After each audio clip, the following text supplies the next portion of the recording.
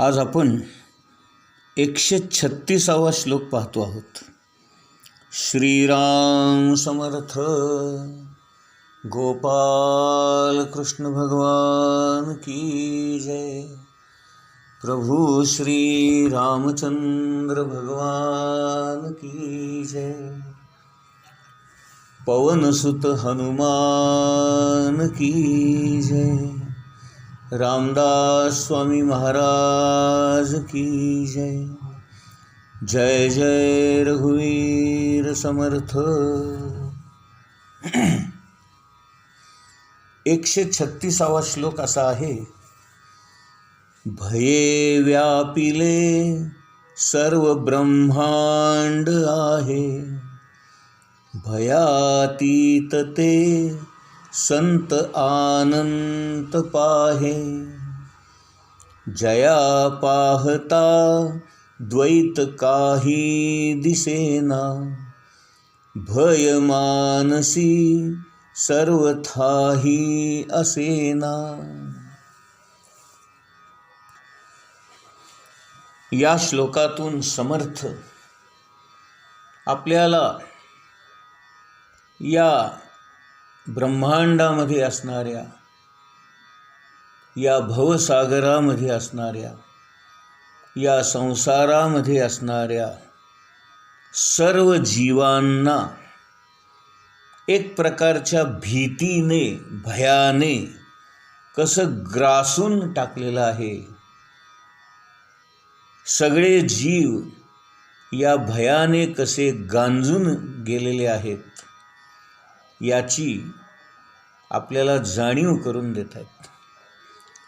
ते म्हणतात, भये व्यापिले सर्व ब्रह्मांड आहे. या ब्रह्मांडामधली प्रत्येक गोष्ट, प्रत्येक वस्तू, प्रत्येक जीव हा भयाने ग्रासलेला आहे. का बरं आपल्याला भय आहे? स्वामी समर्थांना हे का सांगावं लागलं? त्यांच्या प्रत्येक फोटोमध्ये लिहिलेलं असतं, भिवू नकोस, मी तुझ्या पाठीशी आहे. भिवू नकोस, मी तुझ्या पाठीशी आहे. भिवू नकोस, मी तुझ्या पाठीशी आहे. पण इतकं सांगूनही आपण घाबरतो. मग आता काय करावं बरे? त्याचं कारण काय आहे याचा जरा बारकाईने विचार करूया आपण. आपल्याला भीती कशाची वाटते, नाही का? तर सगळ्यात पहिली गोष्ट, आपल्याजवळ जो पैसा असतो, जे धन असतं, जे ऐश्वर्य असतं, ज्या सुखाच्या कल्पनांनी जमा केलेल्या वस्तू असतात, या वस्तू चोरीला जातील की काय? पैसा चोरीला जाईल की काय? दागदागिने चोरीला जातील की काय? आपल्या घरातली भांडीकुंडी चोरीला जातील की काय? आपल्या घरातलं फर्निचर चोरीला जाईल की काय? याची भीती असते. दुसरी भीती अशी असते की या गोष्टी नाश पावतील की काय? तुटतील की काय? फुटतील की काय? बघा, बऱ्याच वेळेला आपण महागाईच्या कब्बशा आणतो आणि त्या केवळ शोकेसमध्ये ठेवतो. आपण त्या वापरत सुद्धा नाही. का? फुटेल की काय? तुटेल की काय? ही भीती आपल्या मनात असते. आणि म्हणून 5,000 रुपयाचा सेट आहे, मग तो माझ्याकडून फुटला, उगीच त्यातली एखादी बशी फुटली, एखादा कप फुटला, तर उगीच आपल्याला मनाला यातना व्हायला नको म्हणून आपण तो सेट एखाद्या शोकेसमध्ये किंवा कपाटामध्ये नुसता ठेवतो आणि येता जाता लांबूनच पाहत असतो आणि लोकांना दाखवत असतो की आमच्याकडे एवढ्या महागाईचा कपबशांचा सेट आहे. यातली गंमत समजून घ्या की आपण त्या वस्तू आपल्यासाठीच गोळा केलेल्या आहेत, पण आपण त्या वापरत नाही. हीच गोष्ट दागिन्यांची, हीच गोष्ट चांदीच्या भांड्यांची. बघा, आपल्या घरी चांदीची ताटं असतात, चांदीच्या वाट्या असतात, चांदीचे तांब्या भांडी असतात, पण आपण ते वापरतच नाही, कायम कपाटात ठेवून देतो. आणि रोजच्या स्टीलच्या ताटामध्ये किंवा रोजच्या पत्रावळीमध्ये किंवा प्लॅस्टिकच्या भांड्यांमध्ये आपण जेवतो. कितीही दरिद्रीत अवस्था. घरामध्ये सोन्या चांदीची भांडी आहेत, सोन्याचे दागिने आहेत, पण सगळ्या गोष्टी आपण बँकेच्या लॉकरमध्ये ठेवतो. त्याचा प्रत्यक्ष आयुष्यामध्ये आपण वापर करत नाही. का? भीती. चोरीला जाईल की काय, कुणाची नजर लागेल की काय. आपण एवढ्या हौसेने 40-40, 50-50 हजार रुपये तोळा अशा भावाने सोनं घेतो आणि ते बँकेच्या लॉकरमध्ये ठेवून देतो. आपण ते दागिने घालतच नाही कधी. मग मला सांगा, हे सगळं केलं कशासाठी? जर आपण त्याचा वापरच करत नाही तर आपण या वस्तू घेतो कशाला? लग्नामध्ये आपण भारी किमतीचा सूट घेतो, परत कधी आपण घालतो का? बायकोला आपण मोठ्या हौसेने शालू घेतो, नाही का? प्युअर सिल्कच्या साड्या घेतो आणि त्यात निव्वळ कपाटात पडून असतात.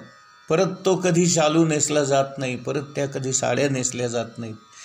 मग मला सांगा, हे सगळं कशासाठी? आणि प्रत्येक वेळेला आपल्याला भीती असते की हे चोरीला जाईल की काय, कोणी पाहिल की काय, कोणी नेईल की काय, तुटेल की काय, फुटेल की काय, फाटेल की काय, म्हणून आपण वापरतच नाही. त्याच्यानंतर आणखीन एक भीती माणसाला असते, ती म्हणजे आपल्याला आजारपण येईल की काय, आपल्याला काही दवाखान्यात ॲडमिट व्हावं लागेल की काय, याची भीती असते.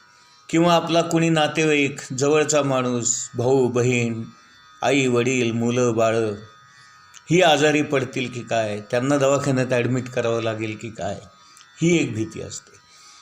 त्याच्यानंतर या सर्व लोकांपैकी कुणाच्या तरी मृत्यूची भीती असते. हा गेला म्हणून आपल्याला दुःख होतं, तो गेला म्हणून दुःख होतं. आणि सगळ्यात शेवटची आणि महत्त्वाची भीती म्हणजे आपल्या स्वतःच्या मरणाची भीती माणसाला जास्त असते. बघा, कधीही आपण आपल्या जीवाला घाबरत असतो.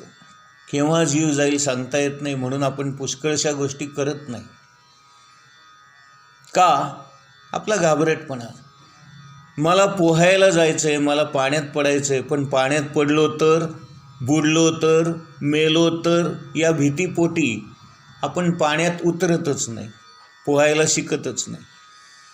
मला सायकल चालवायला शिकायची आहे, पण पडलो तर, लागलं तर, जीव गेला तर.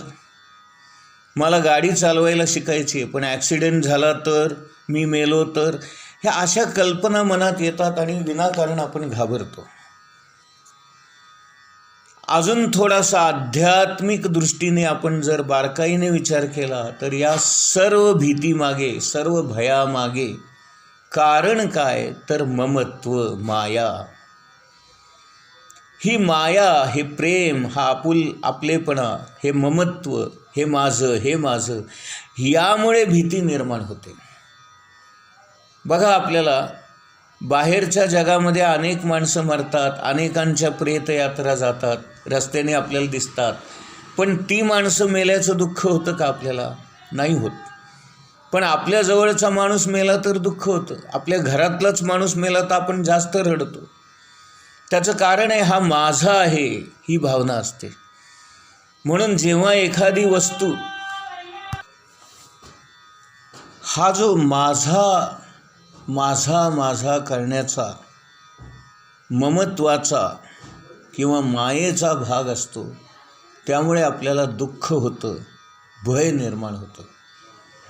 माझं घर म्हटलं की ते कसं सुरक्षित राहावं याची काळजी लागते. माझा पैसा म्हटलं की तो चोरीला जाण्याची भीती वाटते. माझे दागिने म्हटलं की ते चोरीला जाण्याची भीती वाटते. माझा शर्ट म्हटलं की तो फाटण्याची भीती वाटते. माझी साडी म्हटलं की ते फाटण्याची भीती वाटते. माझे दागिने म्हटलं की ते चोरीला जाण्याची भीती वाटते. म्हणून जिथे माझेपणा आहे, ममत्व आहे, माया आहे, प्रेम आहे, आपुलकी आहे, तिथंच भीती वाटते. माझा नातेवाईक आजारी पडला की दुःख होतं, माझा नातेवाईक मेला की दुःख होतं. पण इतर माणसं दवाखान्यात असतात त्यावेळेला आपल्याला काही वाटत नाही, इतर माणसं मरतात तेव्हा काही वाटत नाही. म्हणून रामदास स्वामी म्हणतात की या संपूर्ण ब्रह्मांडामध्ये भय व्यापून आहे. त्याचं कारण आहे माया, आणि ही माया ईश्वरानेच निर्माण केलेली आहे, नाही का. आणि या मायेमुळेच आपण भीतो, घाबरतो. मायेमुळे ममत्व निर्माण होतं, मीपणा निर्माण होतो, माझं माझं करू लागतो, आणि या सगळ्या गोष्टीचा परिणाम भीतीमध्ये होतो. मग भयातीत कोण असतात? तर दुसऱ्या ओळीमध्ये रामदास स्वामी म्हणतात, भयातीत ते संत. जे संत असतात, सज्जन असतात, सद्गुरू असतात, नाही का, जे ऋषीमुनी असतात, जे साधक असतात, जे सिद्ध पुरुष असतात, ते मात्र भयातीत असतात. का? कारण ते अनंत पाहतात.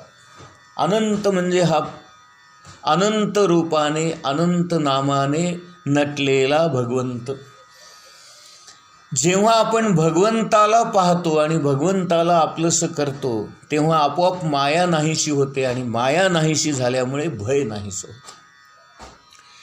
आणि जी माणसं मायेच्या मागे लागतात, मायेच्या सावटाखाली असतात, मायेच्या छत्राखाली असतात, त्यांचा मीपणा वाढतो, माझं माझं करण्याची त्यांची भूमिका वाढते, आणि ममत्व वाढतं, आपलेपणा वाढतो, आणि म्हणून ते घाबरतात. म्हणून रामदास स्वामी इथे सांगतायत, भये व्यापिले सर्व ब्रह्मांड आहे, भयातीत ते संत अनंत पाहे. कारण हे संत, ऋषीमुनी, सद्गुरू, सज्जन हे त्या अनंत असणाऱ्या भगवंताला पाहतात, आणि म्हणून ते भयातीत होतात. तिसऱ्या ओळीमध्ये म्हणतायत, जया पाहता द्वैत काही असेना, नाही का. जिथं द्वैत आहे तिथं भय आहे. जिथे मी एकटाच आहे तिथे भय नाही. बघा, मी एकटाच आहे, मला कुणाची भीती आहे. पण समोर जर एखादी व्यक्ती असेल तर मला त्याची भीती वाटू शकते.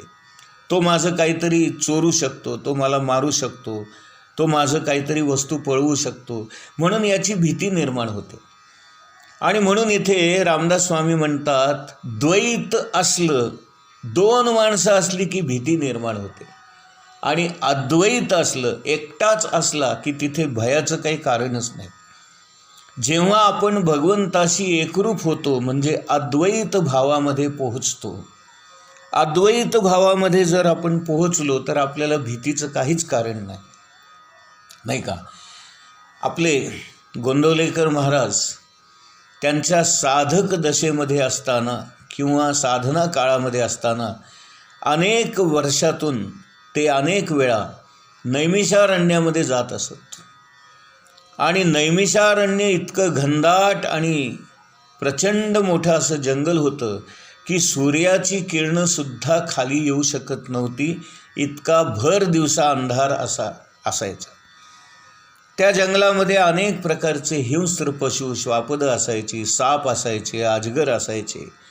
परंतु महाराजांच्या मनातली द्वैत भावनाच नाहीशी झालेली असल्यामुळे, भगवंताशी एकरूप पावल्यामुळे, अद्वैत भाव त्यांच्या मनामध्ये जागृत झालेला असल्यामुळे त्यांना दोन काही दिसतच नव्हतं, सगळं एकच दिसत होतं.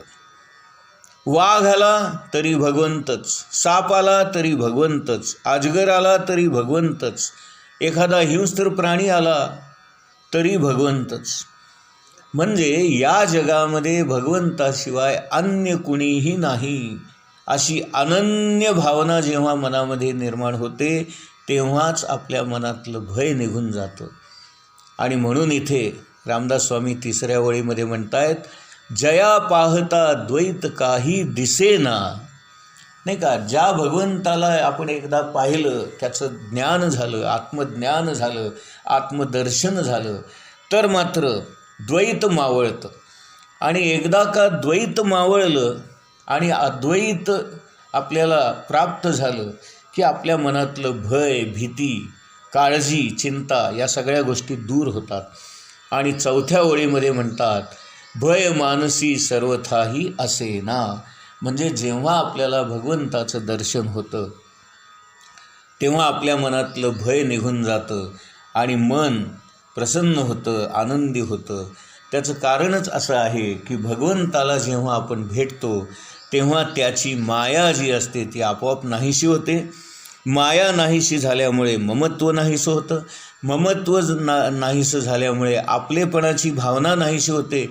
या जगामध्ये माझं काहीच नाही असं जेव्हा आपण विचार करू लागतो तेव्हा कुठली गोष्ट आली काय, गेली काय, असली काय, नसली काय, मिळालं काय, हरवलं काय, याचं आपल्याला काहीच वाटत नाही. म्हणून संतांच्या जीवनामध्ये ही अलिप्तता, हे वैराग्य, ही भूमिका निर्माण झालेली असल्यामुळे त्यांना कुठल्याही गोष्टीची काळजी वाटत नाही, चिंता वाटत नाही, भय वाटत नाही, भीती वाटत नाही. आणि म्हणून आपण ती अवस्था प्राप्त करून घेण्याचा प्रयत्न करावा. त्याच्यासाठी आपण सद्गुरूंना शरण जावं, त्यांनी दिलेलं साधन करावं, नाम घ्यावं, भगवंताचा विषयी श्रवण करावं, मनन चिंतन करावं, कीर्तन करावं, भगवंताविषयी बोलावं, भजन करावं, दर्शन घ्यावं. आणि अशा प्रकारे सारखं आपण भगवंताशी एकरूप व्हावं आणि मायातीत होण्याचा प्रयत्न करावा. मायातीत झालो की आपण भयातीत होतो. आणि म्हणून ज्याने भगवंत आपलासा केला त्याला भय, काळजी, चिंता या गोष्टी दूर झाल्या असं महाराज सांगतात. आणि म्हणून आपण भगवंताला धरावं आणि या मायेतून निवृत्त व्हावं. मनातून कुठल्याही गोष्टीबद्दल असलेली आसक्ती मनातून काढून टाकावी. आपण अलिप्त व्हावं, जगाकडे त्रयस्थ भावाने पाहावं, साक्षी भावाने पाहावं आणि शांतपणे भगवत चिंतनामध्ये आपला काळ घालवावा, नामस्मरणामध्ये काळ घालवावा. म्हणजे आपल्याला भीतीचं काही कारण राहत नाही. जय जय रघुवीर समर्थ.